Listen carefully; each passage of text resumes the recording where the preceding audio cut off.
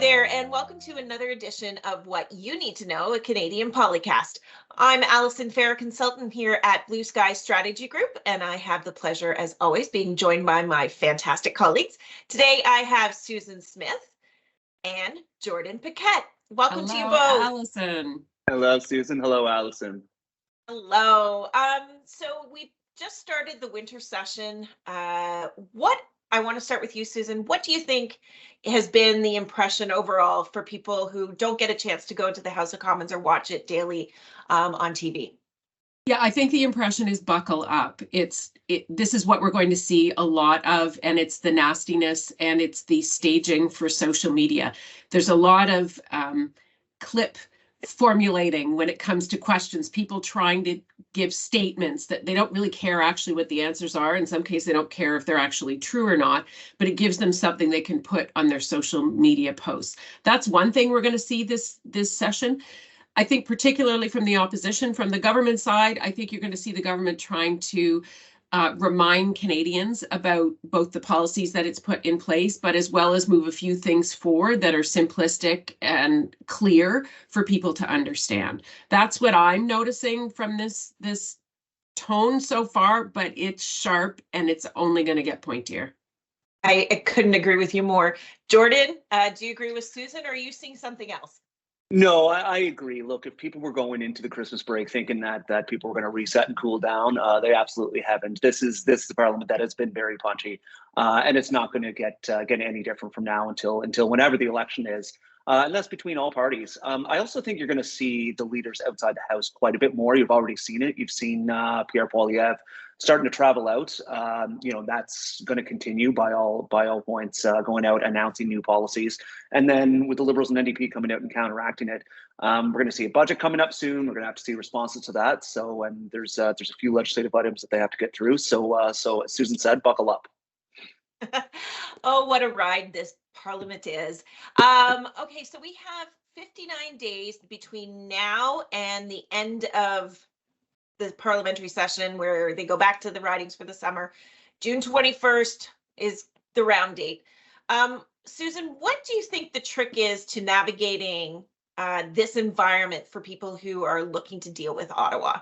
Yeah, that's a really good question, Alyson. This is before budget and after budget. There's kind of the way the next 59 days will play out. We largely expect the Liberals to bring down a budget in March. There's only 1 week that the House of Commons is sitting. So this first chunk, if people are looking to try to get something in the budget or get something over the finish line, they need to have a heavy level of engagement with their MPs and the ministers who might have a say and put some pressure on the folks at finance. After that budget comes down, we'll have a sense of where the numbers are and what pots of money actually are left for people to tap into. So after that, I think you have the runway of the balance of the year and into next year, where people, if they're looking to access government funds or government programs, to make sure that they've tailored their asks to what is left, to parse very carefully both the language that's in the budget, if you're looking to deal with government, and listening very carefully to what ministers are saying and where the emphasis is. And I would submit it's largely affordability, innovation, jobs, getting people back to work. That's very important. On the other side of things, the Conservatives are trying to make as many friends as they possibly can. They're hoping to change the hearts and minds of Canadians and convert that at the ballot box as that comes forward in the next year. So for people as well throughout these 59 days, it's build your relationships, make those contacts and connections, and see if you can feed into the policy and platform formulation that each party is going to be bringing forward in the coming year. But in the meantime, it's government business as usual. If you've got something you want to do or say, government, pay close attention to that budget language and the framing and make sure your ask looks like that. A quick question to your statement about the funding and programs. Is there a lot of money as we're going into this budget season? Yeah, well, I mean, the finance minister has been signaling that the fire hose that was gushing out money for the first bit of this government, especially during COVID, quite legitimately, we had to do things. Canada had to, and I mean Canada, when we say this, we had to do things to prop up the economy. I think there'll be a lot less of that. The government has had to leverage its competitiveness with the US and the IRA, but they're looking at more investment tax credits versus the Strategic Innovation Fund. SIF was the big fund that everybody was going to. That I don't know if it's going to get recapitalized. There's not a ton left in that pot, and the government is now saying, go look at the investment tax credit, go look at other things, and then SIF closes the gap. So yes, there is some money, but people need to be very strategic in what they're seeking if that's the kind of assistance that they're looking for. Jordan, based on your experience, what tricks would you like to give to people for navigating these 59 days? Make sure you're talking to everybody. I mean, it's a minority parliament still at the end of the day, despite the supply and confidence agreement, which, I mean, if you're reading recent reports, it could be on some shaky grounds with where some of these big ticket items are heading. So make sure you're talking to all parties. You know, you have to get in there for the office. All parties are in the process right now of developing their platforms as well. As you've seen with the Conservatives, they're putting out some big policy items. So, I mean, anything you want to influence to kind of get out there, it's then forcing the government to have to come out and respond to it as well. But absolutely, when you're looking into the budget, I mean, still making sure we're getting in front of right officials and to be present. There's, you know, people are taking in-person meetings again.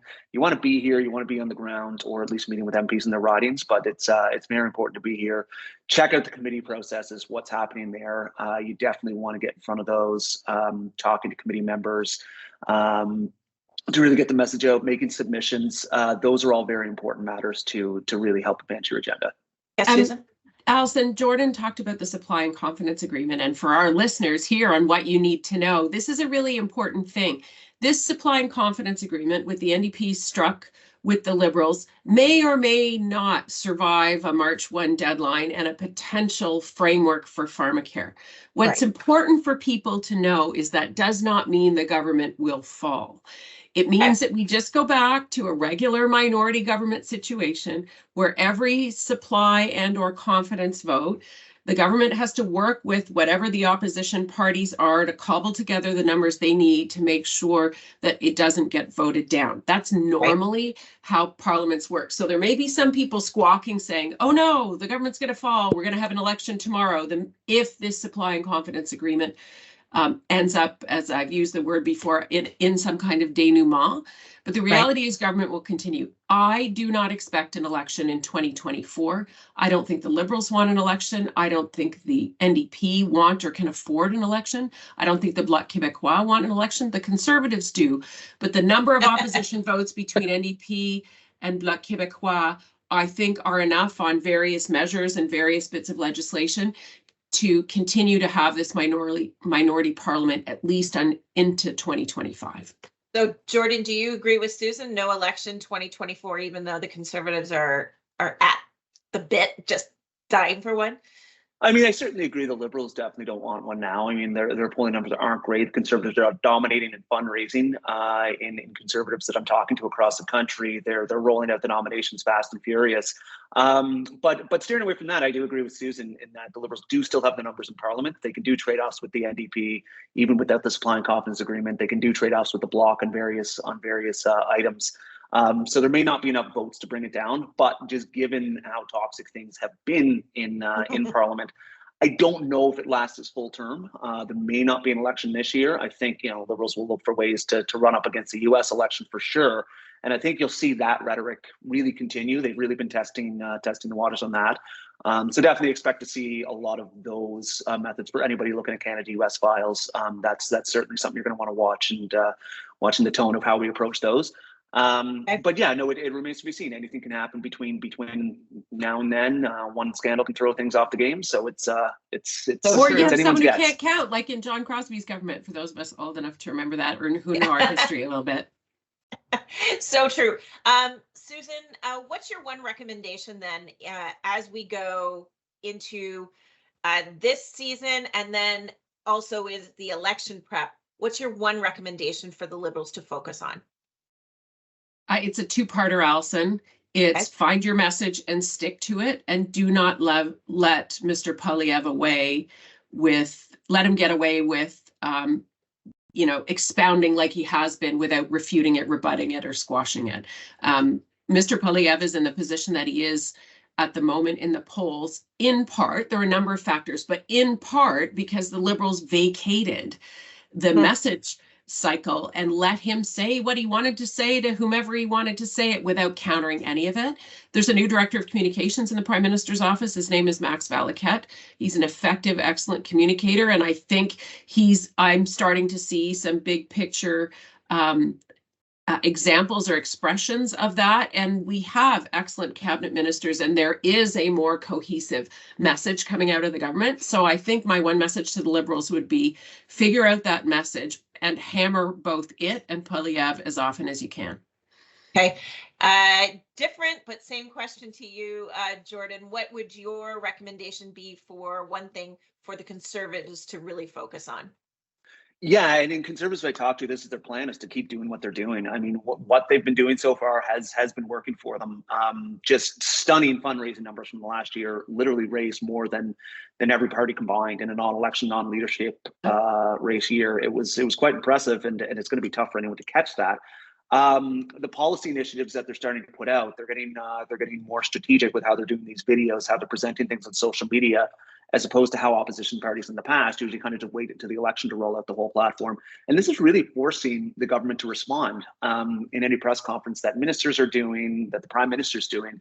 They're having to come out and respond to Poilievre almost unprompted sometimes. So it's quite interesting to watch how this is going. So I think they're going to keep going with this track of affordability. There are Canadians that are at least perceived to be hurting right now. I mean, inflation numbers are still not where they need to be. Housing affordability is still out of control. And these are not areas where Conservatives have traditionally owned the message in the past. But Mr. Poilievre and his team around him has really found a way to narrow in on that and keep the focus on it and be able to keep the blame squarely on the government. Okay. For both of you, quickly then, before we wrap up, there are other parties in the House of Commons. What do they need to do to grab the headlines or the attention of voters and Canadians from coast to coast? Susan, and then Jordan. I actually think the NDP need to start to distance themselves from the Liberals. And that's why one of the reasons I think the supply and confidence agreement will end. The NDP have been super effective in terms of working with the Liberals to achieve the dental care and a number of replacement worker legislation, a number of things, and also help create a sense of stability. If you remember, the supply and confidence agreement happened right after the coalition, right after we had blockades at Coutts, Alberta, right after we had all kinds of terrible things happening in this country. And it bought us a period of peace and stability at a very important time in our democracy. But I do think the NDP are going to have to go, well, they are going to have to go to the polls, and they're going to need to be able to say, well, we did this, but hey, we're different. And that's a very complicated hair for them to split. So for them, I see actually taking, have a go at this pharmacare thing and then find a way to separate yourselves off from the Liberals so that you can make your own case.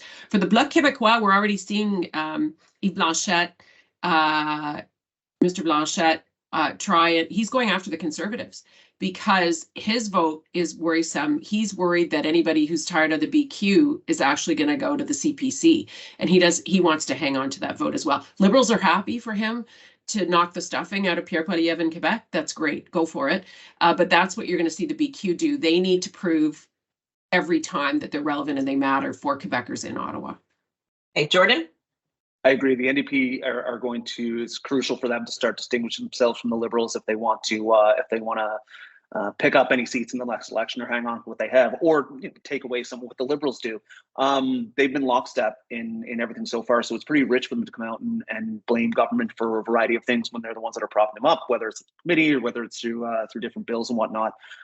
So they've been able to get some big ticket things done, which is important for their base, and that's great for them. But at the end of the day, as Susan said, they will need to find a way to distinguish themselves because there are going to be some very tight three-way races where Conservatives are dominated in certain areas, in Northern Ontario, Atlantic Canada, and especially BC now, where NDP have traditionally been strong.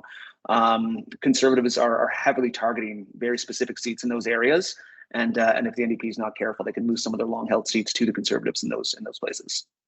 Okay. Well, I know Jagmeet Singh has Anne McGrath by his side once again, so it'll be interesting to see how if she's able to do that and see where this leads over the next 59 days and until the next writ drops. So Susan and Jordan, thank you so much once again, and thank you to our viewers for watching. I hope you have a wonderful day and a great weekend. Thanks, and we'll see you again soon. Blue Sky Strategy Group is one of Canada's leading public affairs firms. For government relations, lobbying, and strategic communications advice across Canada, visit us at blueskystrategygroup.com. Blue Sky Strategy Group is a proud member of the Global Communications Alliance.